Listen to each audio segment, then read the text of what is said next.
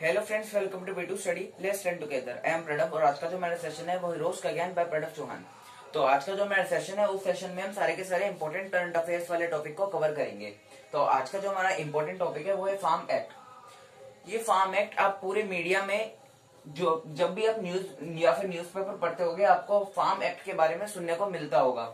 तो ये farm act आजकल बहुत इंपॉर्टेंट चल रहा है और ये इंपॉर्टेंट भी है। फार्मर्स को लेकर ये एक्ट निकाला गया है गवर्नमेंट द्वारा। 2020 का एक्ट है, 2020 में गवर्नमेंट द्वारा लाया गया था।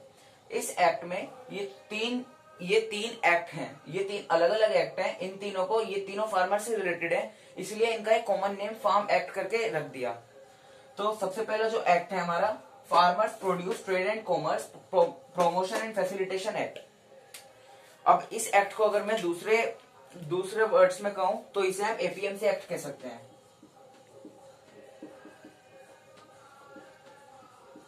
एपीएमसी एक्ट हम पहले वाले एक्ट को कह सकते हैं।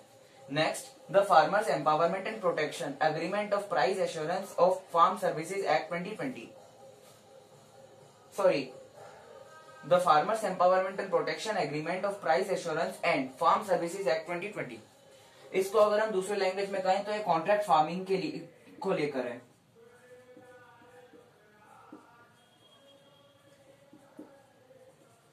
कॉन्ट्रैक्ट फार्मिंग को लेकर। नेक्स्ट जो लास्ट जो एक्ट है वो है एसेंशियल कमोडिटीज अमेंडमेंट एक्ट 2020। इस एक्ट को अगर हम दूसरे वर्ड्स में कहें तो ये है स्टोरेज को लेकर, स्टोरेज ऑफ ग्रेन्स यानी अनाज को लेकर, उनके स्टोरेज को लेकर इस थर्ड वाले एक्ट में कहा गया है। तो आज के इस वीडियो में हम यही देखेंगे कि ये तीनों एक्ट किसानों के लिए फायदेमंद है या फिर खराब हैं, और जो किसान धरने पर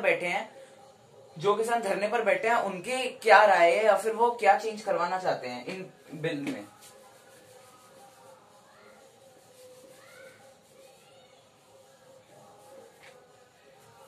तो फ्रेंड्स, जो हमारा पहले वाला जो एक्ट है एपीएमसी एक्ट। एपीएमसी एक्ट, इस एक्ट में हम देखते हैं कि अभी का प्रोसेस क्या था जो चल रहा था। इन एक्ट के पहले का प्रोसेस क्या था। तो गवर्नमेंट के द्वारा मंडीज खुलवाई गई थी, एपीएमसी मंडीज, जिन्हें हिंदी में मंडीज कहते हैं और इंग्लिश में एपीएमसी। इनकी फुल फॉर्म है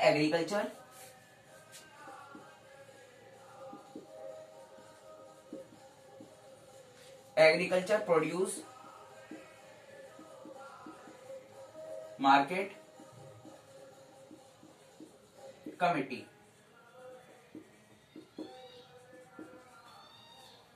अब एपीएमसी मार्केट में ये जो इसकी फुल फॉर्म है एग्रीकल्चर प्रोड्यूस मार्केट कमेटी। इसमें काम कैसे चलता था कि इन एक्ट्स के आने से पहले होता क्या था, चलता क्या था काम इसमें, वो हम देखते हैं।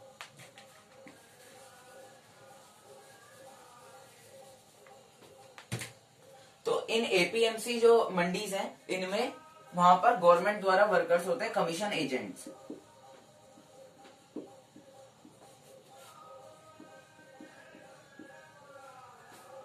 Commission agents. अब सबसे पहले मैं आपको ये बता देता हूं कि किसान जैसे ही फसल लगाता है,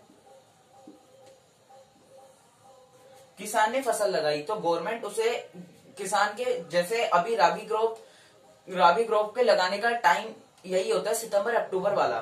तो इसमें क्या होता है, इनके अभी थोड़े या फिर कुछ दिनों बाद राबी क्रॉप के लगाने के बाद गवर्नमेंट एकदम से एक न्यूनतम समर्थन मूल्य मिनिमम सपोर्ट प्राइस, एक प्राइस बता देती है, एक लेवल बता देती है कि जो कमीशन एजेंट है वो इससे कम में किसानों से फसल नहीं खरीदेंगे।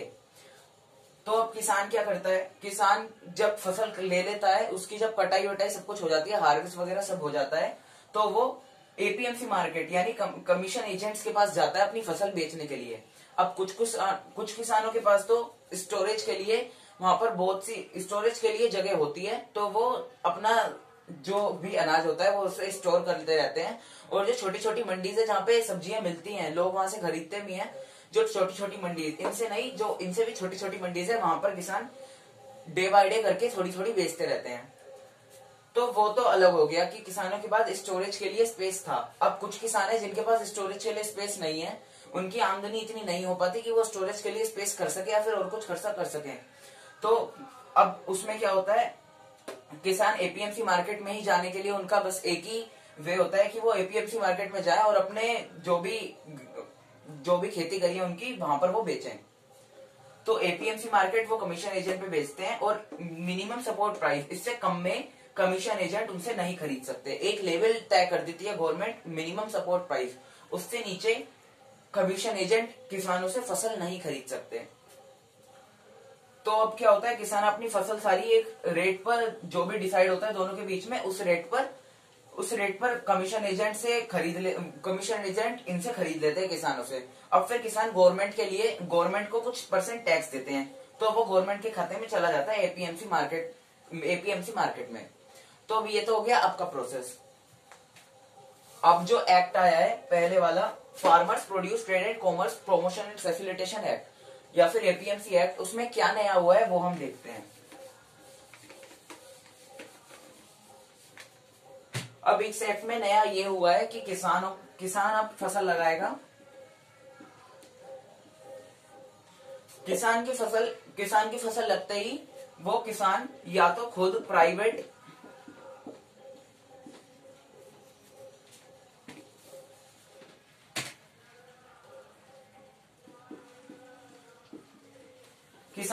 लोगों को अपनी फसल जो भी है वो बेच सकता है डायरेक्टली, बिना गवर्नमेंट के पास जाते हुए।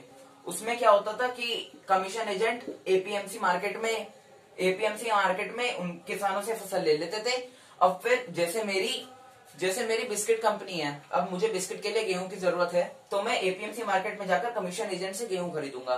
तब का प्रोसेस ये था। और अब का जो प्रोसेस है, अब ये जो एपीएमसी मार्केट है ये वाला प्रोसेस खत्म कर दिया है अब इस वाले एक्ट में। अब इसमें किसान सीधा प्राइवेट को बेच सकता है। ये जो बीच में जितने भी बिचौलिया या फिर कमीशन एजेंट्स आते थे, अब उनका काम खत्म, सीधा किसान से प्राइवेट कंपनीज या फिर किसी भी इंडिविजुअल को किसान बेच सकते हैं। अब ये डायरेक्ट हो चुका है।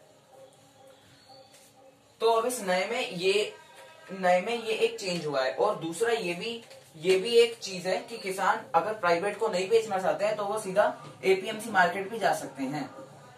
एपीएमसी मार्केट खत्म नहीं होंगी, एपीएमसी मार्केट में भी वो जाके बेच सकते हैं अगर प्राइवेट कंपनीज में उन्हें नहीं बेचना है तो अब ये तो हो गया कि एक्ट में क्या था। अब हम किसानों का एक्ट का और हमने पहले का प्रोसेस देख लिया। अब हम देखते हैं किसानों की क्या राय है और सरकार क्या कह रही है उसमें लेकर। विरोध वाले किसान और सरकार।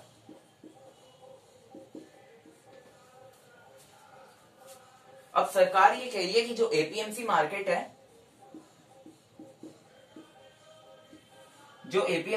है वहां पर जो कमीशन एजेंट या फिर जिन्हें हम हिंदी में अड़ती या फिर बिचौलिया कहते हैं, उनके वहां पर कार्टेल बने हुए हैं।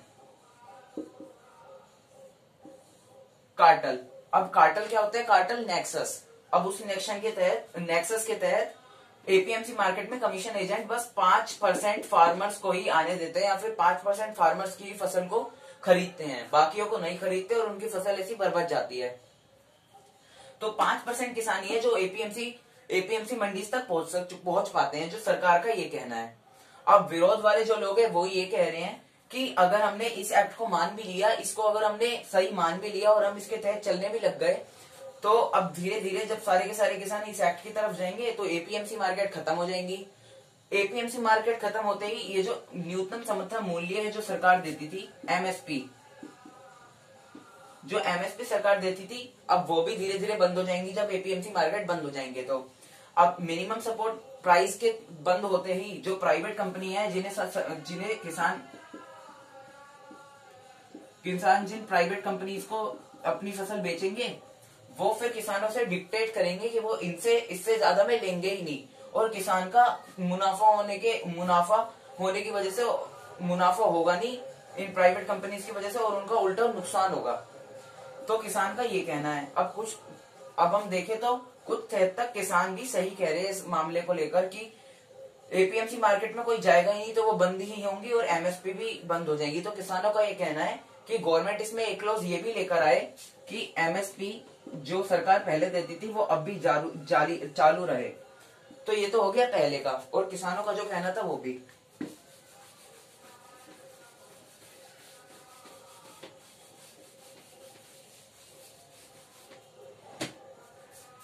अब दूसरा जो एक्ट है contract farming. Contract farming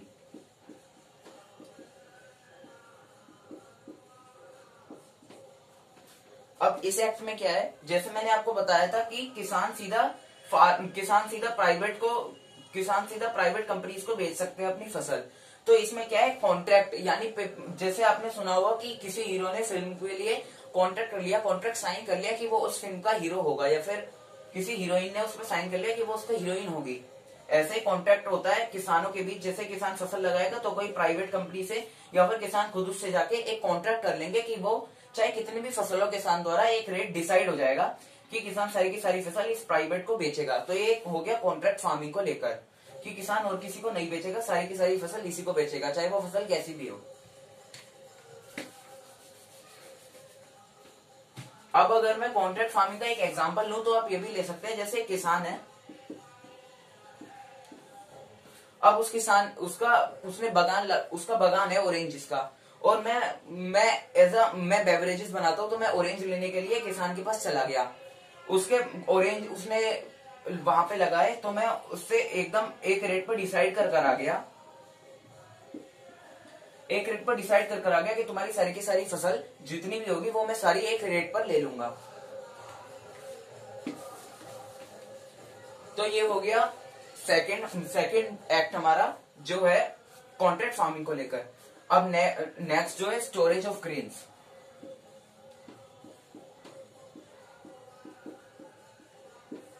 storage of grains को लेकर तो इस अभी 2020 का जो एक्ट है उससे पहले क्या चल रहा था कि एक लॉ था कि हम कोई भी ग्रेन्स को मतलब उनको स्टोरेज करके उनकी गार्डिंग नहीं कर सकते। तो अब इसकी खुली छूट मिल चुकी है। अब इसकी खुली छूट मिल सकी है कि कोई भी उनका ग्रेन्स का स्टोरेज कर सकता है।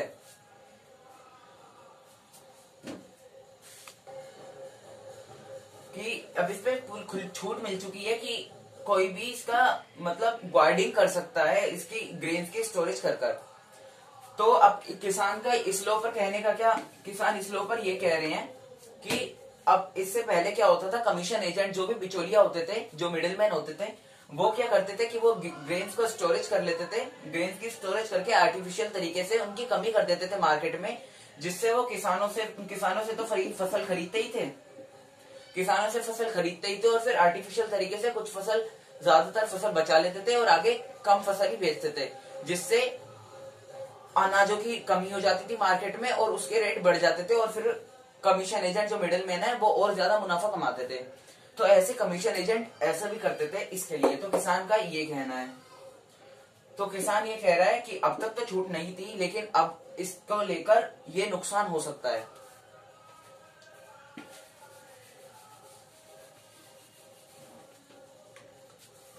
तो फ्रेंड्स अब टोटली